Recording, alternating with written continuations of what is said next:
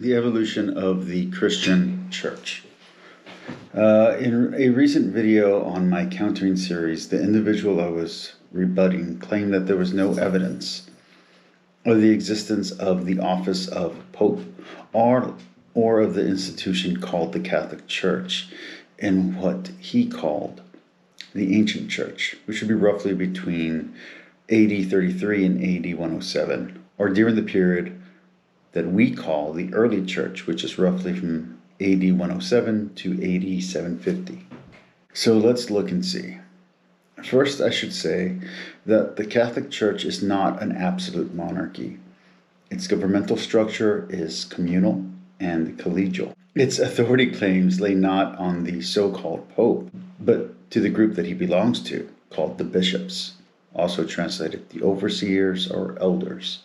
These are the successors to the apostles. This legitimate succession exists in the Western Catholic, the Eastern Orthodox Catholic Church, the Catholic Orthodox Church in Jerusalem, the Oriental Church, and the Russian Orthodox Church, while apostolic succession is honored in the Hussite, Anglican, Moravian, and Lutheran Church. Second, that while it may germinate from one seed, it does have many roots, and thus names and honorifics change when reading different apostolic fathers, referring to the same institution or office. For instance, the Pope can be referred to as the first among equals, the Patriarch of the Western Rite, or the Bishop of Rome, among many other titles. I am trying to prove two things here in this video. One, that the history of Catholicism is the history of the early Christian church, and that two, a tree is contained in the seed that it grows from. To understand this metaphor or analogy, you must first know the early church tradition and practice of Christians at that time, that the founder of a church was usually its first true martyr, whose body would then be entombed under the altar of the church he founded, as a seed or deposit of faith for the church to grow from. For that era of church history, the founder of a church was not necessarily the person or people whom actually gathered the resources to build that particular physical church. The finances, the people, whatever. The next fact that we must agree upon for this video to make any sense to you is that for apostolic succession to be grounded, all that is required is the breathing on and laying of hands from a predecessor to his successor for that succession, or for the succession to be valid. What is not required would be a formal letter or the witness of the succession to be an unbiased party. Also, I'd like to note that all dating I give in this video is based on scholarly consensus as of 2010, and it may no longer be the majority dating for these events. Let's begin the broad outlining of events by looking at the biblical touchpoint, Luke 10, which occurred approximately around 33 AD. The verse goes, "After this the Lord appointed 72 others and sent them on ahead of him, 2 by 2, into every town and place where he himself was about to go." It is from this event that oral traditions of Jesus coming from outside of Jerusalem are possible. Remember, Jesus spoke Aramaic, while the Gospels are written in Koine Greek. For the 70 or 72, depending on your translation and tradition, went to communities far from Jerusalem to spread the word, the good news, by mouth. The other major command to spread the word comes at Matthew 28, verse 19 through 20. Go and make disciples of all nations. From these communities that they seed, we will get the Gospels, but there are two other works that secular academics look at for accurate detail of the historical Jesus account. The first is a lost written work, most likely called the Sayings of Jesus. These sayings will later be used by the Gospel authors as reference material. Then another is Q. If little is known of the writings thought to be a collection of Jesus' sayings, then less is known about Q. Not a lost source, such as the sayings of Jesus, but one that only hypothetically existed. This yet undiscovered work is said to be another written source for the Gospels. Again, Q is unknown, but theorized to exist by most reputable secular biblical scholars. The key biblical passages for the founding of Christ's church are Matthew 16:18, 1 Corinthians 3:11, Ephesians 2:20, 1 Peter 2:5-6, and Revelation 21:14. So let's talk about what the Bible says about this founding and about these martyrs. Of course, we all know about Saint Stephen, who was killed or whose approval of his martyrdom was given by Saul, who later became Paul. The other apostle to be killed in this one, more directly related to the original 12, would be James the Great. He was killed in AD 44 by sword by King Herod at Acts 12:1-2. Sometime after this, his body was transferred to Spain as a relic, which is how he became the founder of the church in Hispania. James the Great. He was killed in AD 44 by sword by King Herod, as can be seen at Acts 12:1-2. Sometime after this, his body was transferred to Spain as a relic, which is how he became the founder of the church in Hispania. His body now resides in El Camino, Santiago de Compostela. If we are going to look at the origins of the Christian Catholic Church and the papal office, I say we start with Paul. Both he and Peter were martyred in Rome around AD 66 under Emperor Nero. Paul was beheaded. While Paul is the attributed author of most of the New Testament epistles, and it was his work that opened the door to the Gentiles becoming Christians, he was not one of the original 12, and thus was not there when Simon was declared the rock upon which Christ would build his church. John 1, verse 42, Matthew 16, verses 16-18, and given the keys to the kingdom, Matthew 16, verse 19. Then told to care for his brothers, his fellow disciples, Luke 22, verse 32. Paul's contribution to the faith, on the other hand, and to the church was and is his epistles. That is, the letters he wrote to the churches around the Mediterranean. Thessalonians is most likely the earliest epistle, though it is a compilation by multiple writers: Paul, Silvanus, and Timothy. Corinthians and Galatians were composed next, most likely by Paul himself, either by hand or orally dictated to a scribe. Romans and Ephesians were composed next, in the late 50s, nearer to AD 58. Philippians was most likely Paul's last direct writing that is preserved within the biblical canon. This letter was written between AD 61 and AD 63, before his execution in 66.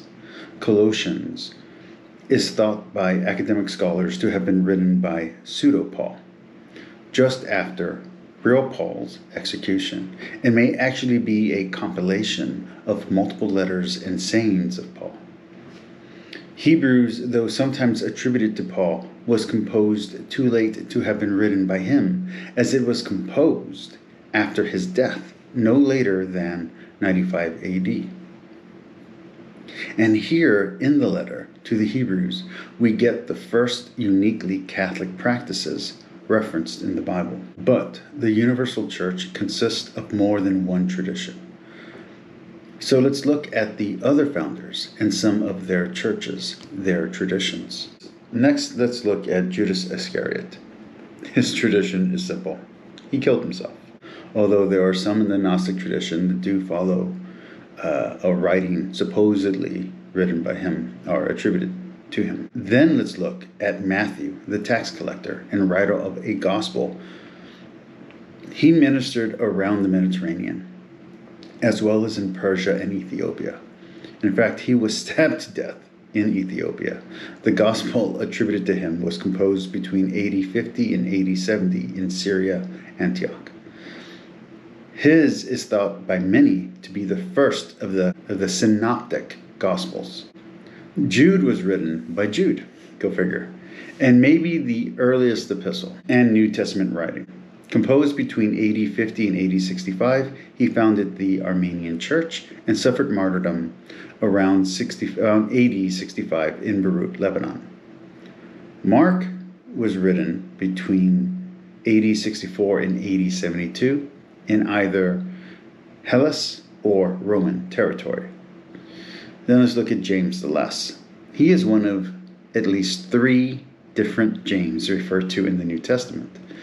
And there is some confusion as to which is which. But this James is reckoned to have ministered in Syria.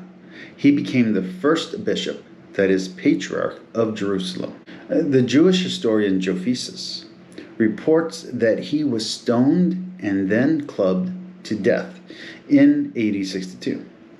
The epistle attributed to him was most likely written by a Greek man named Jacob between AD 60 and AD 62. Now let's get to what everyone came here to see. Let's talk about Peter, the man Catholics regard as the first pope.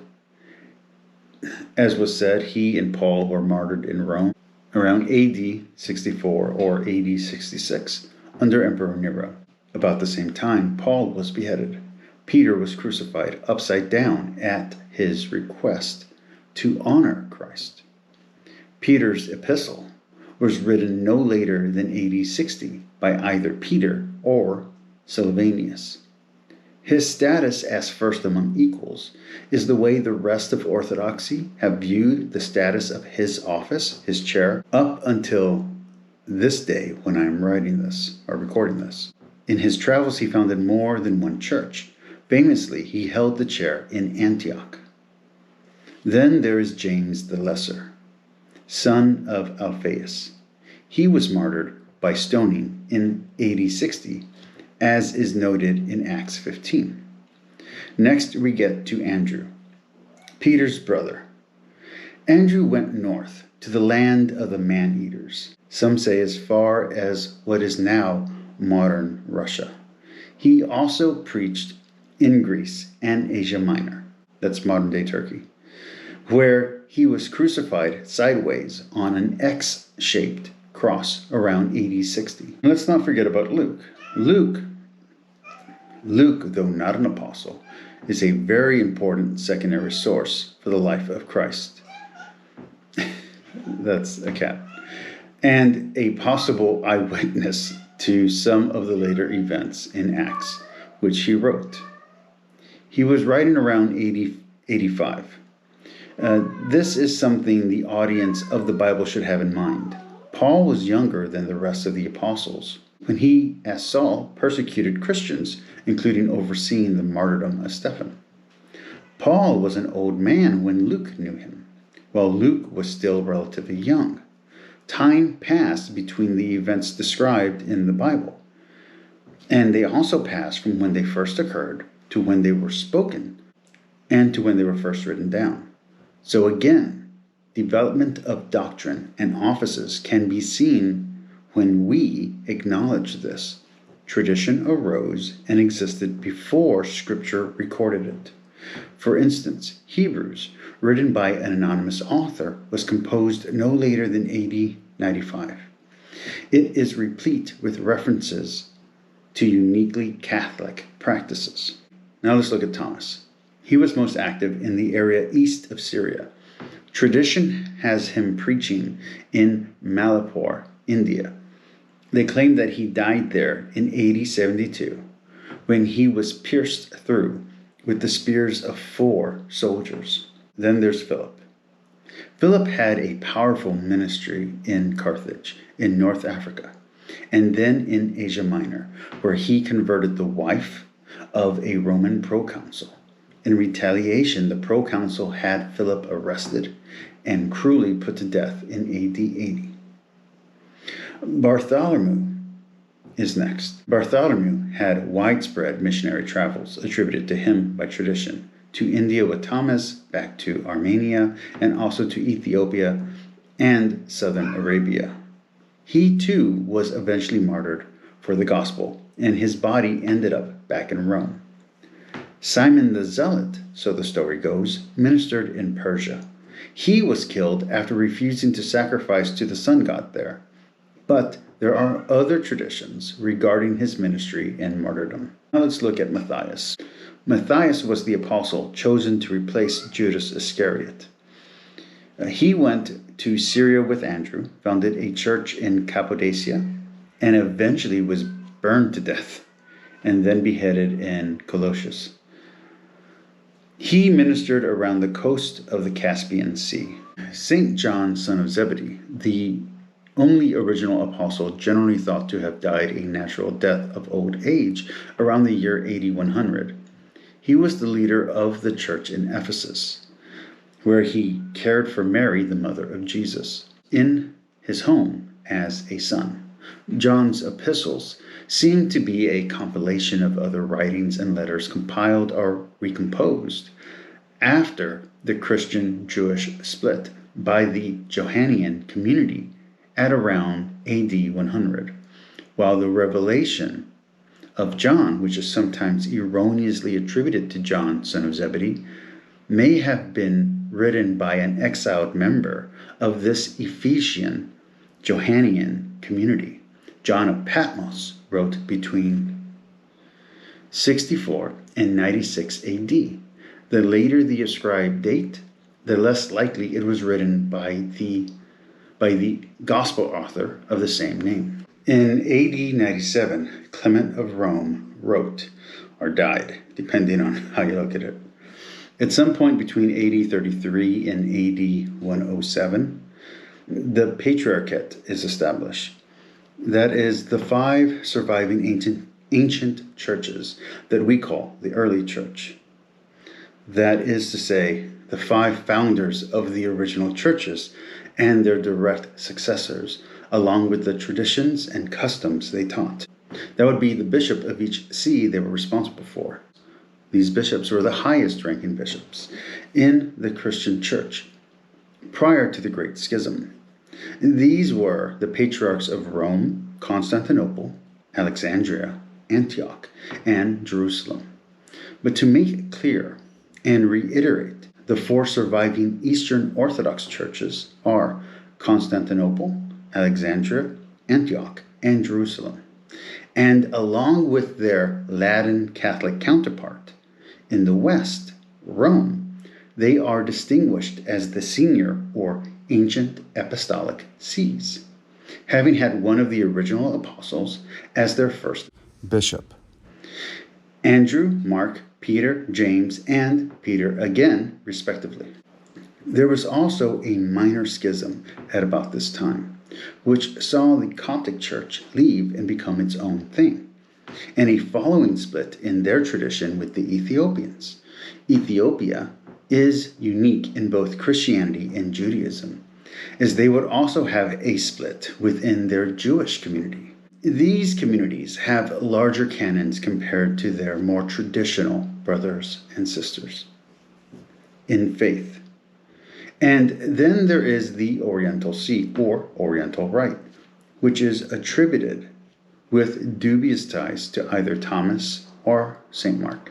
As much like Spain, the church that is attributed to him was founded by the placing of his relics, i.e. pieces of his dead body, under the altar of the first Christian Catholic church to be built in that land. That gets us to 107 AD, where roughly Mike Winger left off, just to drop a name. But to fill in the rest of the developments, broad brushstrokes must be taken.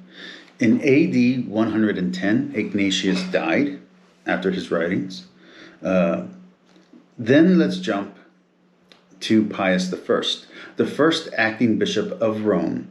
Every non-Catholic historian agrees was a pope, as we understand that title to mean. And he was in office from AD 142 to AD 155. In AD 155, Polycarp and Tertullian also died, and their writings were spread around. In AD 168, Justin Martyr died, and again, his writings then continued after him. Then around AD 200, I'm just going to keep saying wrote instead of died. And around AD 165, Justin Martyr wrote. Then around AD 200, the Hebrew Bible was officially canonized by the rabbis of the greater Jewish community. That is 100 years after the final recognized book of the New Testament was written and transmitted orally in liturgy and tradition. Then in AD 202, Irenaeus wrote. Then in AD 258, Caprian wrote. Eusebius wrote his great history of the early church between AD 260 and AD 340. Then between AD 368 and AD 397, the Christian Bible was canonized as a way to distinguish its official canon against the Gnostic, pseudepigrapha, and illicit apocryphal writings. In AD 373, Athanasius wrote. In AD 379, St. Basil wrote. In AD 386, Cyril of Jerusalem wrote. In AD 407, St. John Chrysostom wrote. In AD 420, Jerome wrote. In AD 430, St. Augustine wrote. And remember, when I'm saying wrote, I'm really saying died. In AD 444, Cyril of Alexandria wrote. Then the next major pope, who was influential in both the Christian and secular world, came into prominence. And this was Leo I, or sometimes called Leo the Great. In AD 440 through AD 461, he was pope. And in AD 452, he made a type of peace treaty or non-aggression pact with Attila the Hun, raising the status of his office in the eyes of most Christians at that time. In AD 406, Pope Gregory the Great wrote. Then in AD 750, St. John Damascene wrote. And he is seen as the last of the Apostolic Fathers. There will then be later Apostolic Fathers, but that's a totally different thing. And there will also be a thing called the Doctors of the Church, but again, different thing. So at the end of the Apostolic Age, as it is sometimes called by non-Catholics, then something happens real big in the Christian world. In 1054, the Great Schism occurred after Crusaders, under false orders, sacked and pillaged Constantinople, committing horrors, crimes against humanity, and war crimes. The Great Schism of 1054 saw the split of the Latin Rite West, also called the See of Rome, from the Byzantine Rite East, thus forming distinct Roman Catholic and Eastern Orthodox churches, customs, and traditions. A little after those events, Gregory VII, in 1073, accepted the commonly used honorific of Pope as an official title of his office. Then in AD 1274, the Council of Lyons declared Rome the seat of the Universal Church. Then in 1517, we see the Protestant rebellion, revolution, and finally Reformation take place, led by the likes of Martin Luther, John Calvin, John Knox, and finally King Henry VIII in 1534. Then in 1870, Vatican I declared the preeminence of Rome. To sum up, in the development of the Catholic Christian faith and its physical and political church, there are 12 primary patriarchs. The Roman See, founded by Peter and Paul. the Eastern Orthodoxy, founded by St. Andrew, the Alexandrian See, founded by Mark, the Antioch Patriarchate, founded by St. Peter, Catholic Orthodox Jerusalem, founded by James, the Armenian Apostolic Church, founded by St. Jude, the Assyrian Church, founded by St. Thomas, the Ethiopian Orthodox Church, founded by Mark, the Orthodox Church of Georgia, founded by Simon the Zealot, and the Cyprus, founded by St. Paul and Barnabas, the Bulgarian Orthodox Church, founded by St. Andrew, and the Russian Orthodox Church, also founded by St. Andrew. Then in 1517 to roughly 1600, the Reformation occurred, which saw the birth of Protestant denominations, as first they split off from the Catholic Church, where they sprang from, and then divided among each other, among themselves, into splinter groups all along sectarian lines. So, to conclude, there are now 9 official autocephalous Eastern Orthodox churches, including the 4 ancient churches of Constantinople, Alexandria, Antioch, and Jerusalem, mentioned above, in chronological order. The others are the Bulgarian See, the next oldest church, our tradition, then the Georgian, followed by the Serbian, then Russian, and finally Romanian, leaving the Pope and the Catholic Church as the dominant form of Christianity in the world and the world's largest religion. Some recognize an American autocephalous church in Orthodox tradition and see a unique faith in American Protestantism and American evangelicalism and its offshoots, such as progressive Christianity. But that is a story for another time, maybe on another channel by a different YouTuber. All right, there you go. That is the history of the early church, and that also included the development of the papacy, of the office of the Pope up until today. I should note that also recently, I think in the last few years, maybe in actually the last Pope, got rid of the title of Patriarch of Rome. So he no longer considers himself one of the patriarchs, although the more recent Pope has tried to re-establish his role in the Patriarchate and to make the Patriarchy one body again. Anyway, peace, like, and subscribe. That is the real history of the Catholic Church. It took a little bit longer than I wanted it to. I wanted this video to be quick, fast, and short. It obviously wasn't. But hopefully this educated you. Now you know the real history of the Catholic Church. And yes, it does develop, but it was always there. Peace, like, and subscribe. Talk to you all later. Mike Winger, I know this video wasn't dedicated to you, but if you do watch it, because I know you're not watching any of my stuff, but if you do watch this one, respond to this video. Seriously, this one directly contradicts everything that you said. And it's right in line with not only secular history, but Catholic history and Christian history. So where am I wrong?